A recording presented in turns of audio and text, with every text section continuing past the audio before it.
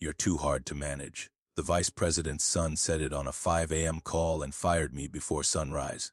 By 9, I accepted an offer from their $500 million rival. By noon, their investors started pulling out. Then the chief executive officer's voice cracked on the call. Who gave him the client list? The phone vibrated against the nightstand with the specific, aggressive rhythm of a disaster waiting to happen. 6:02 a.m. The sun hadn't even thought about rising over the Chicago skyline yet, but apparently corporate stupidity was an early riser. I squinted at the screen. The caller ID flashed Preston VP Strategy. The title was a joke. The kid was 26, wore loafers without socks, and thought strategy meant regurgitating buzzwords he heard on a finance podcast while hungover. I cleared my throat and slid my finger across the glass. "George here." "Yes." "Hey, George, look, this isn't working out." No preamble, no good morning, just the static-filled voice of a nepotism hire calling from what sounded like the inside of a sensory deprivation tank, or maybe just his large, tiled bathroom. "I'm sorry." I sat up, pulling the duvet tighter around me. The air in the condo was freezing. The heating unit had been making a death rattle for weeks, much like Optima Holdings' quarterly earnings report. You're too difficult to manage, George," Preston repeated. I could hear him chewing something. A bagel, nicotine gum, the sheer audacity. "My dad and I talked it over last night. We need agility. Your legacy infrastructure. We're pivoting to a leaner client approach. So, effective immediately, we're letting you go. Human resources will email the Cobra stuff." I didn't blink. I didn't cry. My heart rate didn't even spike. It is the thing about working in high-stakes client relations for a decade, you develop a reptilian indifference to chaos. I felt only a profound, cold sense of recognition. Difficult to manage. That wasn't a critique of my character. It was a confession of his incompetence. I was the one who remembered the Sterling Group investors' children's birthdays. I was the one who had talked Vanguard's VP of operations off the ledge when our tech stack imploded last November. I wasn't legacy infrastructure. I was the load-bearing wall holding up the entire corner of their shaky business structure. "Noted," I said. My voice was flat, void of the panic he was likely hoping for. He wanted me to beg so he could feel like a titan of industry instead of a boy playing with his father's checkbook. "Okay, well, good luck," he stammered, clearly thrown by my lack of hysterics or emotional reaction. The line went dead with a muffled click. I stared at the phone screen. My career at Optima Holdings, 10 years of blood, sweat, and missed anniversaries, ended by a kid who probably thought EBITDA was a Greek island. A sharp, stinging pain flared not from sadness, but from the brutal injustice of it. It brought up the old, familiar feeling of betrayal. I had given my loyalty to a structure that only recognized bloodlines and buzzwords. The chill of the Chicago morning was nothing compared to the ice that formed in my chest after Preston's call. I didn't go back to sleep. I didn't reach for a tissue. I swung my legs out of bed and walked straight toward my home office, the carpet cold beneath my feet. The glow of the monitors was the only light in the room, cutting through the gray pre-dawn gloom. I sat down and picked up the company laptop. I typed my password and waited. My access hadn't been cut yet. Amateurs. Preston had fired me at 6:03 a.m.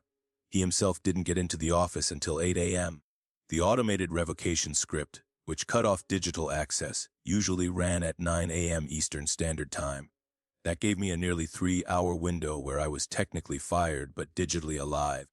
I was a ghost in the machine, and I had work to do. I logged into the client relationship management system. My fingers flew across the mechanical keyboard.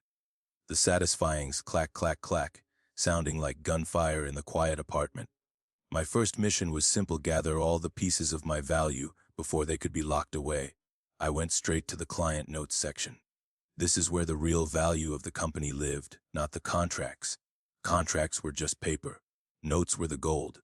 The notes contained the soft intel, which investor was going through a contentious divorce and needed extra reassurance, which CEO preferred encrypted texts over emails, and which CFO was secretly shopping for a new platform.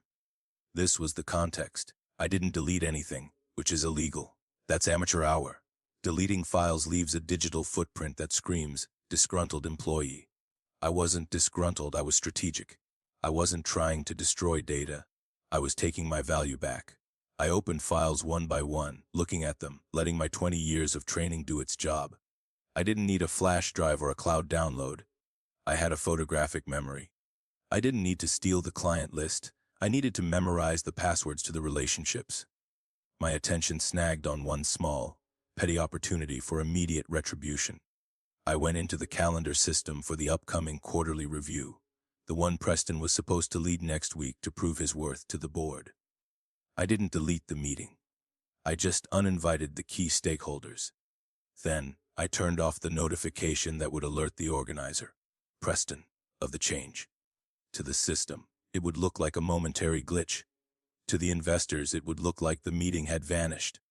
To Preston, on the day of the presentation, it would look like an empty room. I logged out at 6:45 a.m., right as the sun began to bleed gray light through the window blinds. I walked to the kitchen and started the coffee grinder.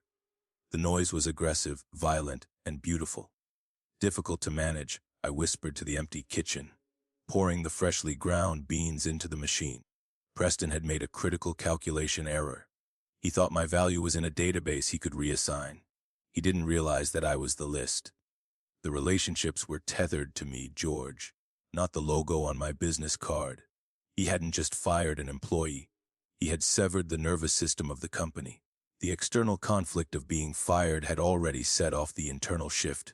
I was done being loyal to a fault. I had exactly 3 hours fired, but still digitally alive, a ghost in the machine, and I was not wasting a second. The violent hum of the coffee grinder had momentarily cleansed the air of Preston's voice, but the cold resolve remained.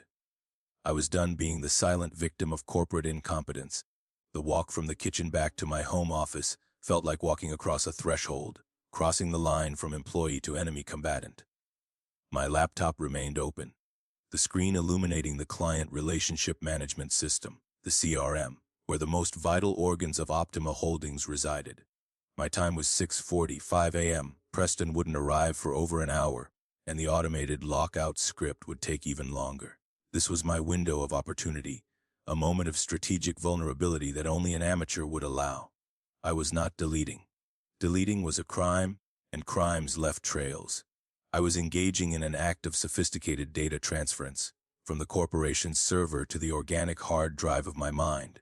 I focused on the client notes section, the place I had always understood to be the true gold mine. Contracts were static documents. The notes were fluid, living records of human weakness, preference, and trust. There was the Vanguard file. Alina, their VP of Operations, preferred communication via text message before 8 a.m., but only using specific industry acronyms.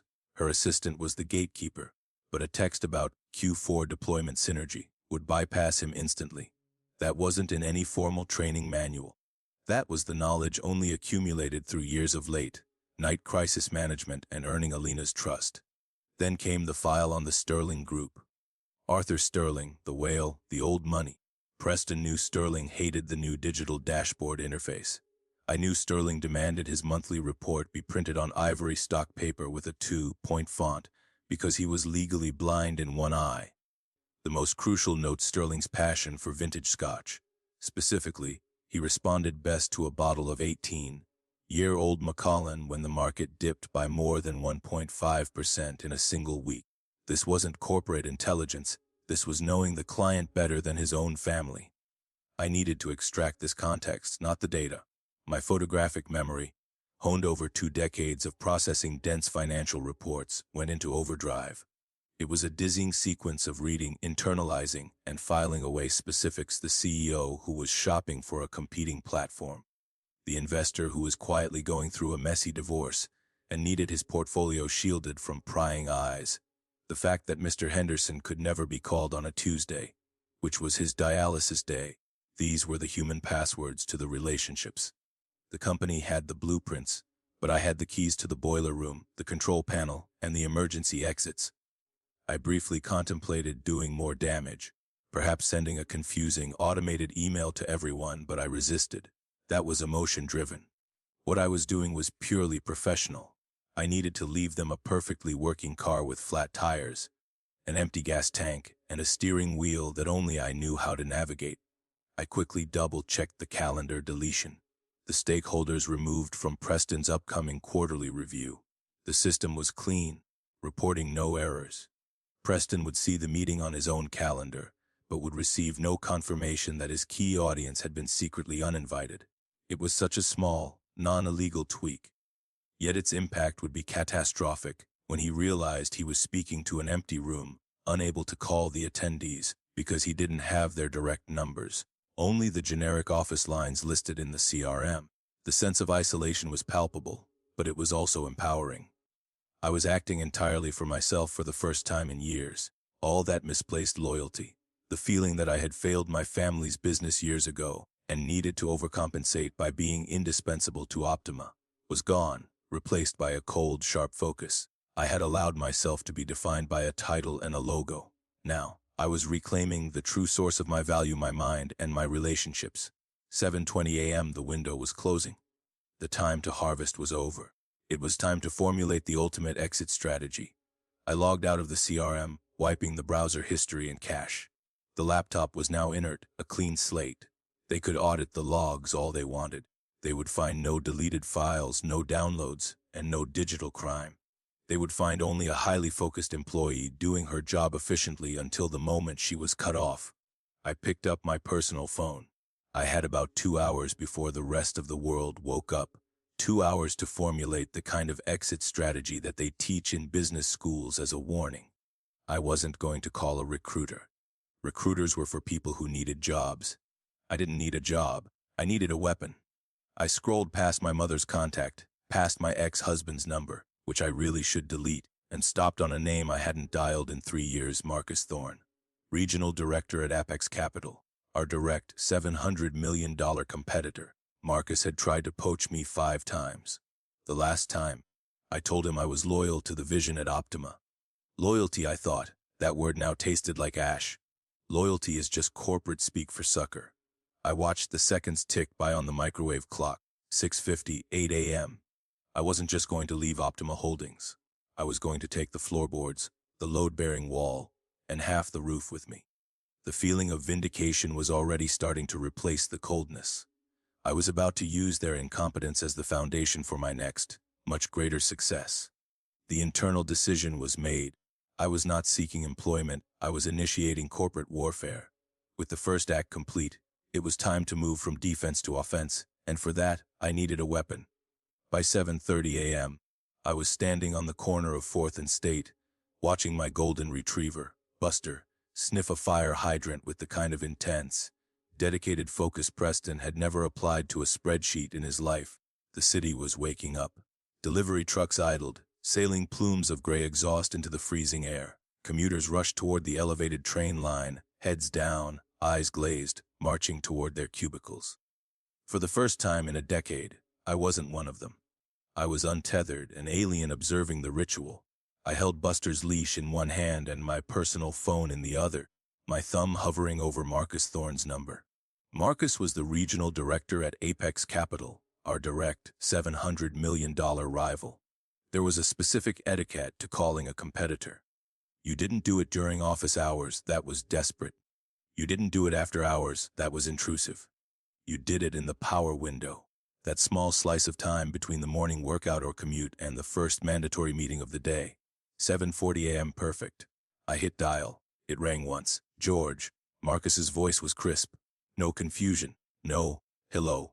He knew exactly who was calling, which was the difference between a professional and a pretender. Morning, Marcus, I said, watching Buster finally decide that the hydrant was indeed just a hydrant.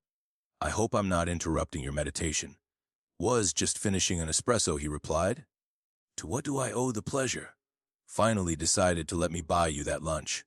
I'm actually free for breakfast, I said, my tone deliberately light. Or, more accurately, I'm free for the foreseeable future. As of about 90 minutes ago, there was a silence on the line, not an awkward silence, but a heavy, deliberate one. It was the sound of a shark sensing blood in the water. I had confirmed his suspicions, and now he was calculating the risk. They fired you. Marcus stated, his tone dropping an octave. Preston did. I confirmed, careful to keep my language clear and factual. Said I was too difficult to manage. Wanted to pivot to agility. Marcus let out a short, bark-like laugh. Agility. That's cute. That's what people say right before they drive the car off a cliff, because they fired the only person who knows how to use the brakes. The immediate validation was a profound emotional shift. That sharp, stinging pain of betrayal was immediately soothed by Marcus's instant recognition of my worth. "I'm not calling to vent, Marcus. I know," he said. "You're calling because you know that I know Optima's entire first quarter strategy relies on 3 key accounts.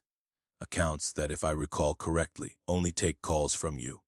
God, it was refreshing to talk to an adult, an absolute professional. "I'm not confirming or denying anything," I said, keeping it legally vague.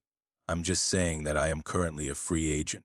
But my non-compete—" I paused for effect, letting the significance of the delay sink in. "Well, let's just say Optima's Human Resources Department has been a revolving door for 5 years. The paperwork for my last promotion in 2019, which would have updated my terms, is probably currently a coaster on someone's desk in the Cayman Islands. So, you're clear. I'm wide open." "Name your number," Marcus said. No hesitation. "No, let me check with the board." He had been preparing for this moment for 3 years.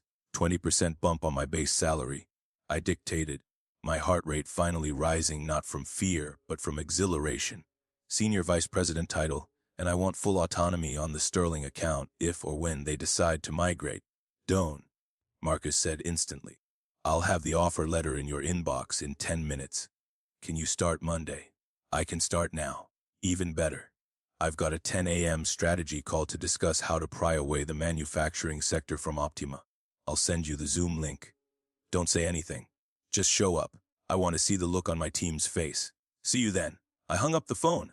7:42 a.m. I had been unemployed for exactly 1 hour and 40 minutes. In that time, I had secured a raise, a promotion, and a front row seat to my old company's funeral. The internal decision to prioritize my self-worth over the idea of misplaced loyalty had paid off instantly. I looked down at Buster, who was now gazing up at me expectantly. "Good boy," I said. "Let's go home. Mommy has to put on a blazer." The offer letter signed, my armor polished. It was time to light the match and let the corporate world smell the smoke. Back in the apartment, the initial adrenaline had settled into a cold, hard resolve. I took a quick shower, scrubbing off the feeling of Preston's voice and the 10 years of accumulated corporate fatigue. I put on my actual armor, a sharp charcoal suit, a silk blouse, and the pearl earrings I had bought myself after closing the massive Anderson deal 5 years ago. I checked my personal email. The Apex Capital offer letter was there, time-stamped 7:50, 5 a.m. Marcus didn't mess around. I signed it digitally. My hand didn't shake. I was officially a senior vice president, having traded the sinking ship for the helm of a massive lifeboat in less than 2 hours. The feeling was a cold, quiet satisfaction. At 8:55 a.m., I received a text from Optima's automated system. "Remote wipe initiated. Device will reset in 60 seconds. I watched my company phone go black. The Apple logo appeared, wiping away a decade of emails, texts, and contacts. They thought they were hurting me. They thought erasing the phone erased the threat.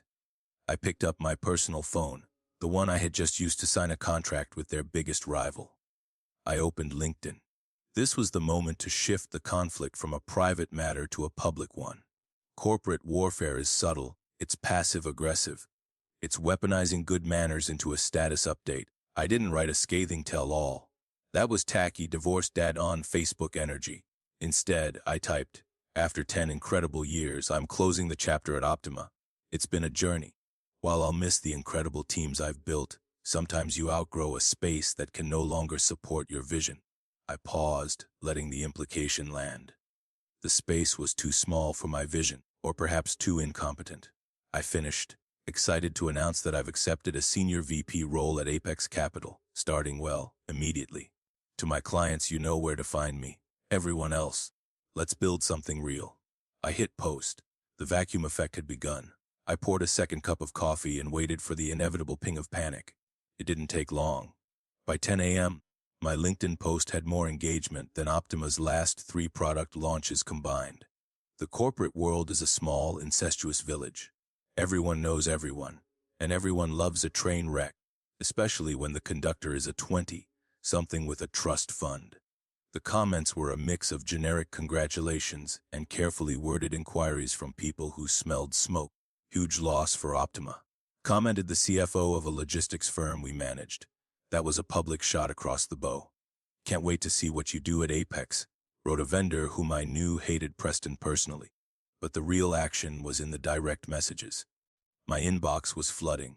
2 institutional investors, heavy hitters with portfolios worth north of $50 million, emailed me privately. Where are you headed? We need to talk. Does this mean the third quarter restructure is off? Call me? I didn't reply immediately. In negotiation, silence is leverage. If you answer too fast, you look eager. If you wait, you look busy. I wanted to look like I was already solving someone else's problems. Then came the text from inside the burning building. It was Chloe, a junior analyst I had mentored. She was bright, hardworking, and unfortunately, currently sitting 20 feet away from Preston's office. Chloe's first text arrived at 10:14 a.m. Oh my God, George, tell me it's not true. A minute later, Preston just walked out of his office looking like he swallowed a bee. He's asking the CTO for your laptop password. He says you compromised the integrity of the database. Did you give someone the list? Everyone is freaking out. I sipped my coffee watching the bubbles pop on the surface. Poor Chloe. She was witnessing the meltdown in real time. My reply was brief, me. I didn't give anyone anything, Chloe. I just left. The list is in the system. Tell him to check the cloud backups if he can figure out the password. Hint it's not password 123 anymore. Chloe's next text was pure panic, as screaming at the CTO. Says clients are emailing him asking why their scheduled calls are disappearing from the calendar. George, what did you do? My final text to her was the truth, me. Nothing. I just stopped holding the ceiling up. I felt a twinge of guilt. Just a twinge. Chloe didn't deserve this. The support staff, the IT guys, the receptionists, they were the collateral damage in Preston's ego trip. But you can't save everyone when the ship is sinking. Sometimes the best you can do is show them where the lifeboats are. Update your resume, Chloe. Send it to me tonight. I put the phone down. On my laptop screen, the Zoom meeting for Apex Capital was starting. I clicked join. The screen populated with faces. Marcus was there, looking smug. His team looked confused. They were in the middle of discussing how to breach Optima's hold on the manufacturing sector. I was embracing my empowered self-worth. It was time to show them what they bought. The LinkedIn post had hit its mark. Now the wounded beast, the CEO, Richard Vance, was calling to negotiate. The phone rang, displaying a number I immediately recognized as the private line of Richard Vance, Optima's CEO and, crucially, Preston's father. He was the man who had signed off on my firing simply because his son told him I was difficult. I let it go to voicemail. Rule number 1, you do not take the first call. You let them leave a message. You let them hear the sound of their own desperation recorded for posterity. The voicemail notification popped up a minute later. Richard sounded tired, defeated, and suddenly old. George, it's Richard. Give me a call back. There seems to be some confusion regarding the client transition. We need to clear this up immediately. Confusion. That was a polite word for hemorrhage. I deleted the voicemail. I wasn't difficult to manage, Richard. I was just impossible to replace. My next immediate crisis was the legal threat. The phone rang again. It was a 312 area code. Optima Legal. Miss Evans. A voice like sandpaper grated. It was Gerald, the general counsel, a man who had been asleep at the wheel since 2015. Hi, Gerald. Long time. Did you finally find that Tupperware I left in the fridge? I asked, keeping my voice light. This isn't a social call, George. We have reason to believe you are in violation of your employment agreement. We're seeing activity indicating you're soliciting clients. I'm not soliciting anyone, Gerald. I countered calmly. They're calling me. There's a difference. It's called freedom of choice. It's very popular in America. You have a non-compete. He barked, his voice straining. Section 4, paragraph 2. You are barred from working with any competitor for 18 months. Gerald, I said, my voice dropping to a soothing, patronizing tone. Do you have the signed copy of that agreement? The one that was supposedly updated in 2019. Of course, we do. It's in your file. Is it? I challenged a gamble, but an educated one. Or is it in the box of files that got lost when we moved floors in 2019? Because I seem to recall human resources sending out a panic email asking everyone to re-sign their docs. And I seem to recall forgetting. Silence. The kind of silence that costs billable hours. This interaction stirred up the old, raw fear of corporate power, but the knowledge of their internal disarray gave me immense confidence. My past struggles with loyalty were giving way to the cold, necessary focus on self-preservation. "I'm looking at the digital record," he blustered. "Digital record says pending signature, doesn't it?" I guessed. "We will bury you in litigation," Gerald threatened, losing his composure. "You can try," I said, "but while you're drafting the lawsuit, Vanguard is drafting a termination letter. You might want to focus on that." I hung up. I received the cease and desist email at 1 p.m. Attached was a PDF named Origin Evans C&D PDF. It was written in all caps, bold fonts, using words like immediately and of irreparable harm. It was designed to make me panic. I didn't freeze. I forwarded it to Marcus. Subject: fan mail. 3 minutes later, Marcus walked into the Zoom room I was still idling in. He had a woman with him who looked like she ate nails for breakfast and chased them with scotch. "George," Marcus said, grinning. "Meet Sarah, our general counsel. Just read your love letter from Optima." Sarah adjusted her glasses. "It's cute," she said, her voice dry and raspy. "They're citing a 2014 contract template that was invalidated by the Illinois Freedom to Work Act amendments in 2022. Also, they misspelled proprietary twice." I let out a breath I didn't know I was holding. "So, I'm good." "You're better than good," Sarah said. "You're a ghost." I called a friend over there, off the record, of course. "Apparently Gerald is tearing the HR archives apart looking for a wet signature from you post 2018. They can't find it because it doesn't exist. When we merged with the Theta Group, HR was a disaster zone," I explained. "The director was fired for embezzlement, and half the files were misplaced during the audit. They sent out a digital signature link to everyone to update their files. I just never clicked it." "Why?" Marcus asked, genuinely curious. "Because I was busy saving the Vanguard account while Preston was trying to figure out how to expense a strip club visit as client development," I said. "Priorities." Sarah laughed. "Well, their incompetence is our immunity. Let them sue. By the time they get a court date, you'll have moved half their portfolio.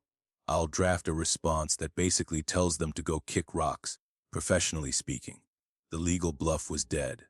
The real blow came through my new Apex email. Optima's biggest client in the manufacturing sector was Vanguard. I had managed the Vanguard relationship for 6 years. The vice president of operations, Alina, was my loyal contact. The email was from Alina, lunch buddy. "Just heard the news. Their loss. We're removing Optima from the pending deal chain effective immediately. Operational instability. That's the official reason. Unofficially, new kid called me sweetheart on a voicemail. Let's talk transfer protocols." I forwarded the email to Marcus with a single note incoming. This must have triggered a seismic event back at Optima. Revenue projections dropped instantly. I imagined Preston standing in front of the dashboard, watching the numbers tick down like a bomb timer. I was no longer afraid of their power. I was fueled by their ineptitude. The fear of being crushed by Optima had given way to the deep, satisfying confidence that they had already defeated themselves. The final domino was the largest, and I was about to serve him a rare steak and a dose of reality. The immediate crisis of the Vanguard exit had passed, and the legal threats had been dismissed. Now it was time to move on Arthur Sterling, the whale, the $80 million anchor of Optima Holdings. I drafted a short, concise email. I did not use my new Apex address. I used my personal Gmail, ensuring it would bypass any corporate filtration system and land directly on his personal device. The subject line was simply his name, Mr. Sterling. The body read, "I wanted to personally inform you that as of this morning, I am no longer with Optima. It was not my choice to leave, but it is my choice where I go next. I am now at Apex Capital. I know you value continuity. I know you hate the dashboard interface Preston is trying to push. I know you just want your quarterly dividends to arrive on time without a strategy pivot conversation. I'm having lunch at the grill tomorrow, 12:30 p.m., name table. If you're hungry, I'd love to buy you a steak. If not, it was an honor serving you. George. I hit send. This was the risk. If Sterling stayed with Optima, Richard could stabilize the ship and weather the storm. If Sterling left, the entire market would view Optima as fatally compromised. His exit would signal to everyone that the company was unsafe. I waited 1 minute, 2 minutes. My inbox pinned. From Arthur Sterling to George Evans at my personal address. The body contained just 5 words. I like my steak rare. See you at 12:30. I let out a shaky laugh. The external conflict of securing the whale was resolved. The core of my self-worth, the trust I had earned, was validated.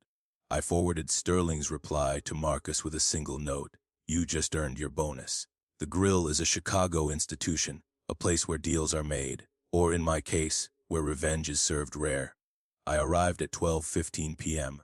I wanted to be seated before Sterling arrived. I secured table 4 in the corner, away from the prying eyes of the financial lunch crowd. At 12:30 on the dot, Arthur Sterling walked in. He was 72, walking with a cane that looked like it could conceal a sword, and wore a suit that cost more than my first decade of rent combined.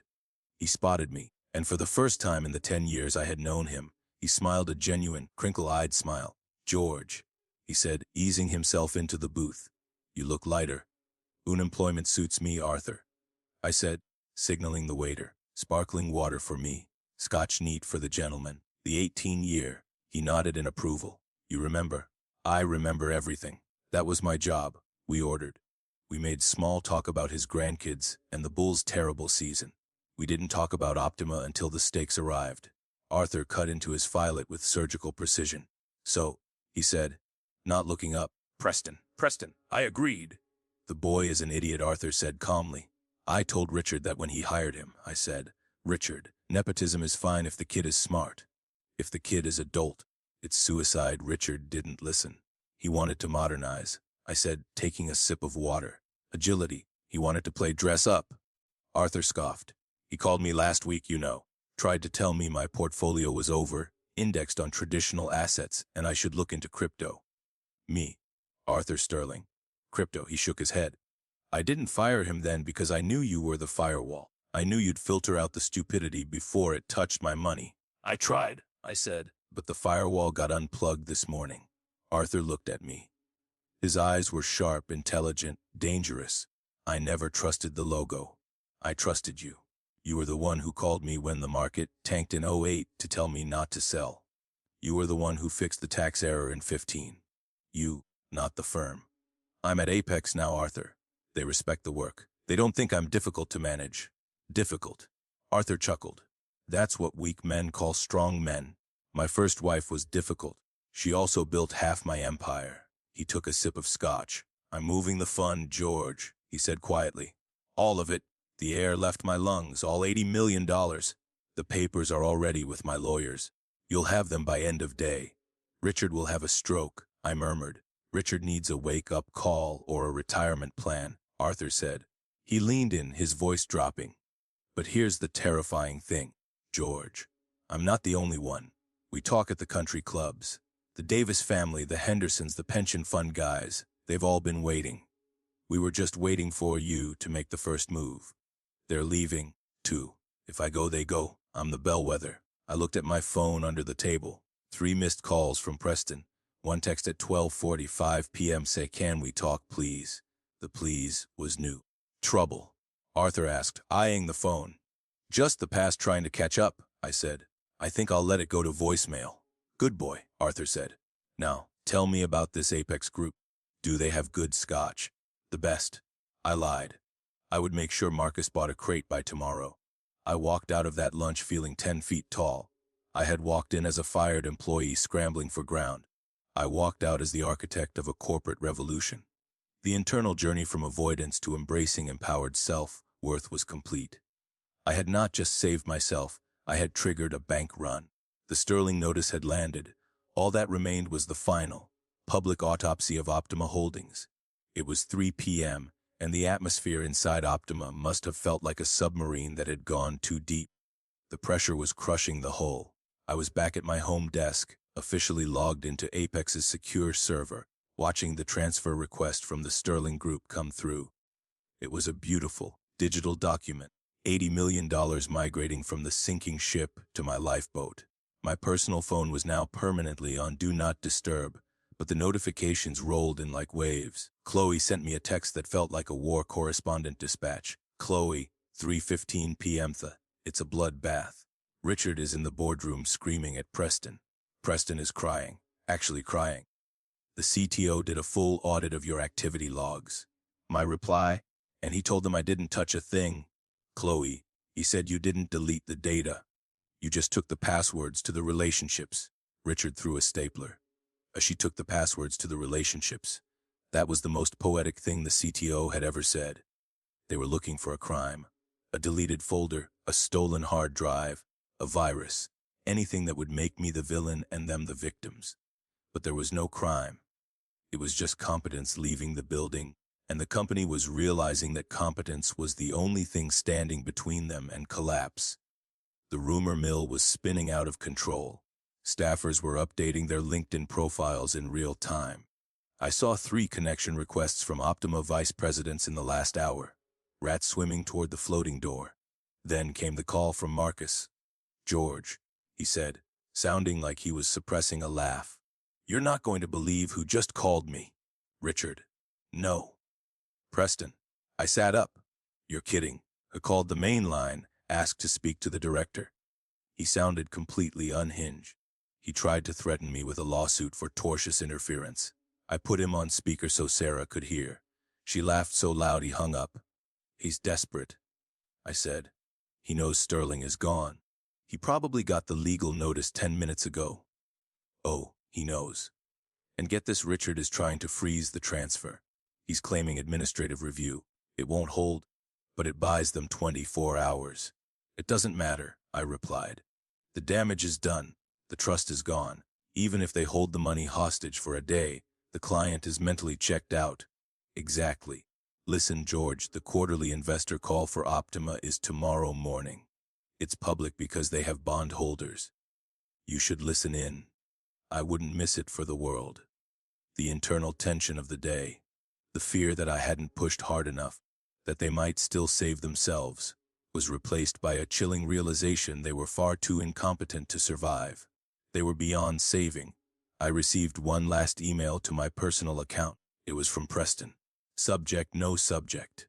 Body, you ruined everything. I hope you're happy. You're a vindictive jerk. I stared at the screen. He still didn't get it. He thought this was personal. He thought I did this to hurt him. I hit reply me. I didn't ruin anything, Preston. I just stopped fixing what you broke. Good luck on the call tomorrow. But I wasn't finished with the internal power structure yet. I knew that Richard was protecting his son, but the board of directors protected their money. I still had their personal email addresses memorized. I drafted one last email. I didn't use my Apex address. I used my personal Gmail, ensuring it carried no corporate threat, only personal warning. Subject, transition. Body, dear board members, as you may have heard, my tenure at Optima has ended abruptly. I want to ensure a smooth transition for the accounts I managed, protecting the value of your shares. However, I am currently being blocked by legal threats from the executive team. If you are wondering why key accounts are unresponsive or exiting, please direct your inquiries to Preston. I am happy to assist, provided the legal harassment ceases. Best, George. I hit send. It was a polite, well-worded grenade. The board didn't know the day-to-day operations. They just knew the stock price, and they knew me. I had presented to them for 5 years straight. I was betting that at least one of them would read it and pick up the phone, not to call me, but to call Richard, the CEO, and ask him why his son was setting fire to the furniture. Money is cowardly. It runs away from noise, and right now, Optima Holdings was the loudest place on Wall Street. By 2:30 p.m., 3 major investors had frozen their activity. This wasn't just we're unhappy. This was, we are pausing all capital deployment until we figure out if you people are actually insane. The freeze represented about $40 million in fluid capital. Richard was losing control. The adrenaline of the confrontation and the success of the sabotage had replaced the emotional guard I once held. I was armed, and I was ready for the final act. The stage was set for the final curtain, and I had the best seat in the house, a corner office at the competition. The Optima Holdings third quarter investor call began at 9 a.m. sharp. I was sitting in my new office at Apex, a temporary corner suite with floor-to-ceiling windows overlooking the river. The coffee was better here. The air was cleaner. Marcus sat across from me, his feet up on the desk, grinning like a kid on Christmas morning. We dialed into the conference bridge as anonymous guests. Welcome to the third quarter earnings call. The moderator's automated voice intoned. Please hold for the Chief Executive Officer, Richard Vance. Richard came on the line. He sounded like he had aged 10 years in 24 hours. His voice was raspy thin. Good morning, everyone, Richard said. We have some updates regarding our strategic outlook. As you know, we are pivoting to a more agile client management structure. I could hear the tremble in his voice. He was reading a script Preston had probably written. He didn't believe a word of it. We are streamlining operations, Richard continued, moving away from legacy infrastructure to a digital-first approach. Legacy infrastructure, Marcus mouthed at me, suppressing a laugh. However, Richard added, his voice cracking. We have experienced some short-term volatility in our portfolio retention. We are addressing these issues. The line opened for questions. Usually these calls are tame softballs. Not today. This is Michael from the pension fund. A voice boomed. I knew Michael, a nonsense guy. Richard, I'm looking at the transaction reports. I see an $80 million outflow pending from the Sterling Group, and rumors of Vanguard exiting. Can you explain how streamlining operations resulted in losing your two biggest anchors in a single day? Dead silence on the line.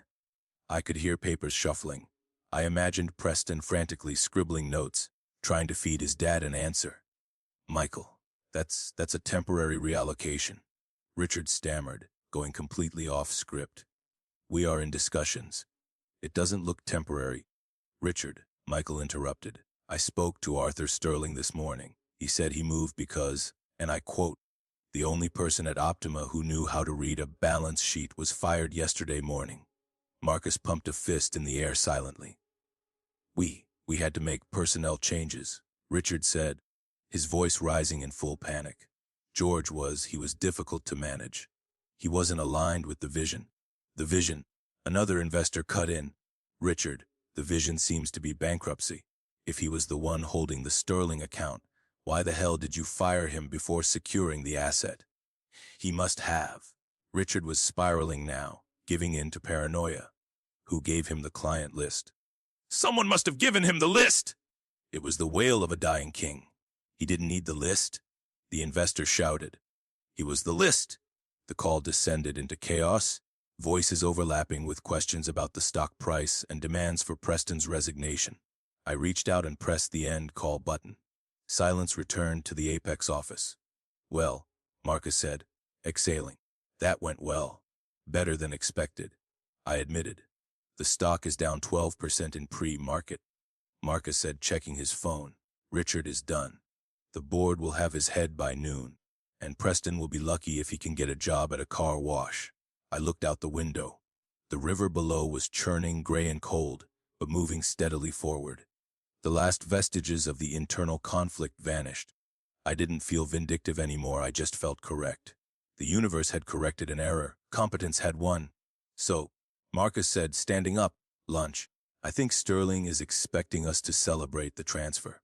In a minute, I said. I have one last email to answer. I opened my personal inbox. There was a message from Optima's chief compliance officer, a woman named Sarah Miller. She was the one person at Optima who had tried to warn Richard about Preston's creative accounting years ago. The subject line read resume. The body, I assume you're hiring. I have the files on the regulatory breaches Preston ignored.